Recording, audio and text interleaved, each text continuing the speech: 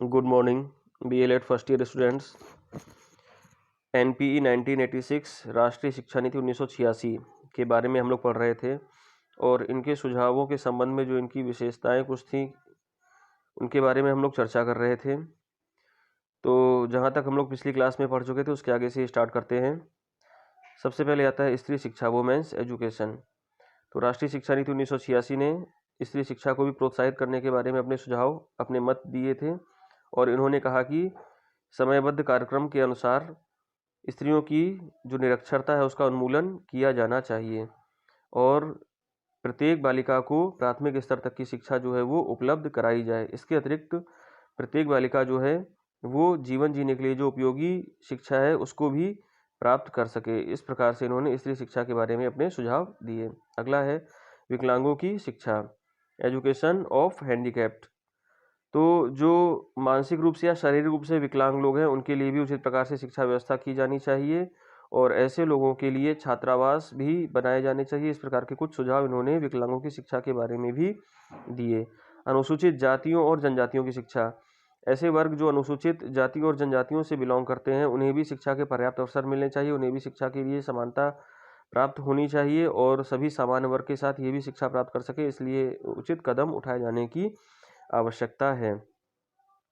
अल्पसंख्यकों की शिक्षा, अल्पसंख्यक वर्ग के लोग या माइनॉरिटीज़, एजुकेशन ऑफ माइनॉरिटीज़, जो माइनॉरिटीज़ वर्ग के लोग हैं उनके लिए भी शिक्षा की उचित प्रबंध किया जाए और उन्हें भी अपनी भाषा, अपनी संस्कृति को प्रोत्साहित और उसको प्रमोट करने का अधिकार है। इस प्रकार से उनके लिए भी उचित प्रकार से शिक्षा व्यवस्था की जानी चाहिए।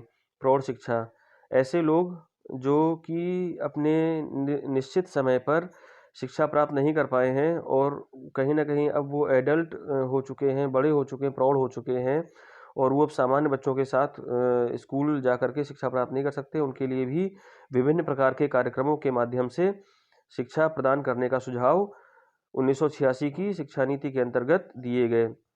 तो इसमें कुछ सुझाव जैसे इन्होंने बताए हैं कि उन्हें व्यावसायिक पाठ्यक्रम से अवगत कराना चाहिए, प्रौढ़ पाठशालाएं चलानी चाहिए, प्रौढ़ साहित्य उन्हें उपलब्ध कराना चाहिए, पुस्तकालय का उचित प्रबंध करना चाहिए, रेडियो, दूरदर्शन आदि के माध्यम से इन्हें शिक्षा प्रदान की जानी चाहिए। इस प्रकार से इन्होंने एडल्ट एजुकेशन को भी प्रमोट करने के लिए सुझाव अपने दिए। अगला है नवोदय विद्यालय। नवोदय विद्यालय इनका एक महत्वपूर्ण कदम है। 1986 राष्ट्रीय शिक्षा नीति के अंतर्गत ये एक इम्पोर्टेंट क्वेश्चन भी बनता है कि नवोदय विद्यालय की स्थापना कब से हुई, किस आयोग ने नवोदय विद्यालय को सुझाव दिया था। तो इसका आंसर जो है वो 1986 राष्ट्रीय शिक्षा नीति ही है इसका आंसर। तो नवोदय स्कूल्स जो हैं उसके बारे में इन्होंने अपने सुझाव दिए और इसका कॉन्सेप्ट यही था कि जो पिछड़े या गरीब वर्ग के जो बच्चे हैं, प्रतिभाशाली बच्चे हैं, जो पिछड़े या गरीब वर्ग के प्रतिभाशाली बच्चे हैं, ऐसे बच्चों को नवोदय विद्यालय ऐसे बच्चों के लिए स्थापित किए जाएं और वहां पर उन्हें निःशुल्क फीस उनकी रहेगी, उनसे किसी प्रकार का शुल्क नहीं लिया जाए और निःशुल्क भोजन, आवास, ये सारी व्यवस्था उनको निःशुल्क देने के लिए उनको निःशुल्क प्रावधान कराने की बात कही गई, सुझाव दिया गया, ताकि ये प्रतिभाशाली बच्चे जो हैं वो किसी प्रकार से धन की कमी की वजह से पीछे ना रह जाए, इनको भी आगे आने के लिए, आगे बढ़ने के लिए उचित अवसर प्रदान हो। इस प्रकार से इन्होंने नवोदय विद्यालय की स्थापना के सुझाव दिए। माध्यमिक शिक्षा का व्यवसायीकरण, माध्यमिक शिक्षा के व्यवसायीकरण हेतु भी इन्होंने अपने सुझाव दिए। इनका सुझाव था कि यदि माध्यमिक स्तर की शिक्षा में व्यवसायीकरण जो है वो इंक्लूडेड रहेगा तो उसमें कहीं ना कहीं जो छात्र पढ़ने वाले हैं वो आगे आने वाले भविष्य में इसके प्रति अपना इसके सहायता से अपना उचित कैरियर बना सकेंगे और इस प्रकार की शिक्षा का वो अपने भविष्य में लाभ उठा सकेंगे। इसका तो उच्च शिक्षा एवं खुला विश्वविद्यालय, higher education and open university.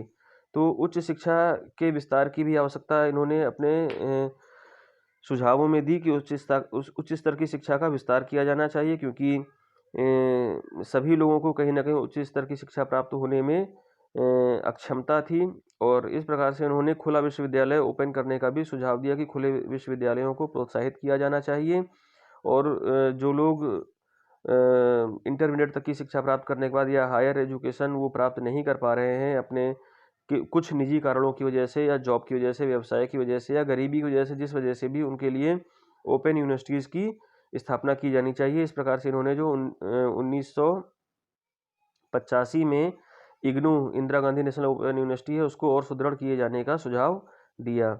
उपाधि रोजगार संबद्धता एवं राष्ट्रीय परीक्षण सेवा, D linking of degree with jobs and national testing service. इसमें उन्होंने बताया कि कुछ चुने हुए क्षेत्रों में उपाधि को नौकरी से अलग करने के लिए कदम उठाए जाएंगे। उपाधि की नौकरी से अलग करने की योजना उन सेवाओं में शुरू की जाएगी जिनमें विश्वविद्यालय की उपाधि आवश्यक नहीं है। राष्ट्रीय परीक्षण सेवा जैसी उपयुक्त प्रणाली वांछित चरणों में स्थापित कर दी जाएगी, जो स्वैच्छिक रूप में परीक्षण संचालित करके विशिष्ट व्यवसायों के लिए प्रत्याशियों की उपयुक्तता निर्धारित करेगी। ग्रामीण विश्वविद्यालय, रूरल यूनिवर्सिटीज, तो इन्होंने पिछड़े क्षेत्रों के लिए भी विश्वविद्यालय स्थापित करने का सुझाव दिया। कंप्यूटर शिक्षा, कंप्यूटर एजुकेशन, तो इन्होंने ये सुझाव दिया कि कंप्यूटर की चूँकि जो टेक्निकल नॉलेज जो है वो बच्चों को उसको बच्चों को प्राप्त होना चाहिए। इसके लिए इन्होंने कंप्यूटर एजुकेशन को भी प्रमोट करने के लिए सुझाव दिए हैं। तकनीकी एवं प्रबंध शिक्षा, छात्रों को तकनीकी एवं प्रबंध शिक्षा भी उनको प्रदान की जानी चाहिए। टेक्निकल एंड मैनेजमेंट एजुकेशन, इसके लिए भी इन्होंने अनेक प्रकार के सुझाव दिए हैं। स्वायत्तता प्राप्त कॉलेज, इन्होंने बताया कि बड़ी संख्या में स्वायत्तता प्राप्त कॉलेजों का विकास किया जाए और इसका उद्देश्य वर्तमान अनुबंध की प्रथा के स्थान पर विश्वविद्यालयों और कॉलेजों के बीच एक स्वतंत्र और अधिक सृजनशील संबंध का जन्म होना चाहिए। इस तरह विश्वविद्यालयों के कुछ चुने हुए विभागों को भी स्वायत्तता देने को प्रोत्साहित किया जाएगा। तो इस प्रकार से स्वायत्तता प्राप्त कॉलेज, ऑटोनोमस कॉलेजेस की स्थापना के बारे में भी उन्होंने अपने सुझाव दिए हैं। शैक्षिक तकनीकी, एजुकेशनल टेक्नोलॉजी, शैक्षिक तकनीकी का प्रयोग सूचना के प्रसारण, अध्यापकों के प्रशिक्षण, गुणवत्ता को बढ़ाने, कला और संस्कृति के प्रति जागरूकता पैदा करने, मूल्यों का विकास करने और औपचारिक और शिक्षा के क्षेत्रों को लाभार्थ किया जाएगा। इस प्रकार का सुझाव इन्होंने एजुकेशनल टेक्नोलॉजी के बारे में भी अपना दिया है।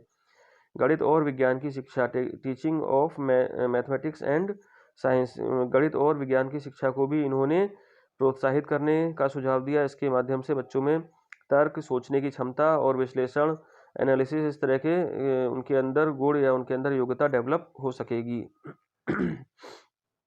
खेल कूद और शारीरिक शिक्षा तथा समाज सेवा, games, sports, physical education and social services, इस प्रकार से विद्यालय में खेल कूद के उचित अवसर, शारीरिक शिक्षा के उचित अवसर और समाज सेवा भी बच्चों को इस प्रकार की चीज़ों को शिक्षा में इंक्लूड किया जाना चाहिए। इसके तहत इन्होंने विद्यालयों में एनसीसी और एनएसएस को भी सम्मिलित करने का सुझाव दिया। मूल्य शिक्षा, एजुकेशन ऑफ वैल्यूज़ या वैल्यू एजुकेशन, शिक्षा में मूल्य भी होने चाहिए, मूल्य भी समावेश होने चाहिए, मूल्यों का समावेशन होना चाहिए।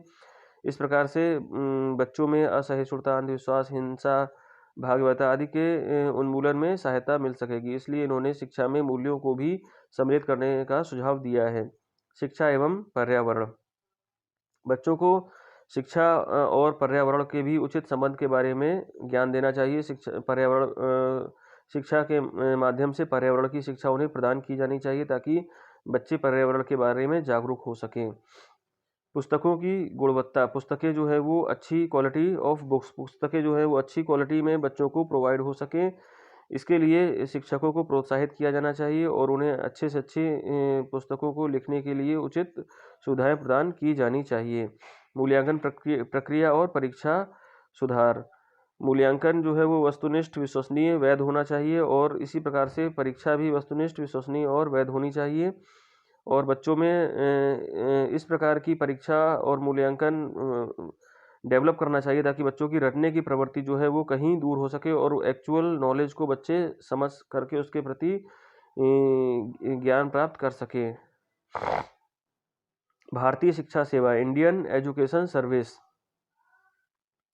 अखिल भारतीय सेवा के रूप में भारतीय शिक्षा सेवा की स्थापना व्यवस्था तंत्र को बल देने और शिक्षा को राष्ट्रीय परिप्रेक्ष्य प्रदान करने तथा उचित प्रबंध ढांचे के विकास के लिए की जाएगी। इस प्रकार से इन्होंने इंडियन एजुकेशन सर्विस के बारे में भी अपने विचार प्रस्तुत किए हैं। इस शिक्षा नीति के तहत शिक्षकों के लिए भी इन्होंने अपने सुझाव दिए हैं और इन्होंने कहा कि सरकार को एक ऐसी स्थिति पैदा करना चाहिए जो शिक्षकों को सृजनात्मक और रचनात्मक कार्यों की तरफ आगे बढ़ने के लिए उनको प्रेरणा मिले, उनको प्रोत्साहित करें और इस आधार पर वो प्रतिभाशाली छात्रों को जो है वो प्रतिभाशाली छात्रों को प्रोड्यूस कर सकेंगे, उनको आगे बढ़ा सकेंगे, उनको प्रमोट कर सकेंगे और कहीं न कहीं उनके करियर में, उनके व्यावसायिकता में उनकी सहायता कर सकेंगे। तो छात्रों, इस टॉपिक को यहीं पर कंप्लीट करते हुए अगले क्लास में हम किसी नए टॉपिक के साथ मिलते हैं। धन्यवाद।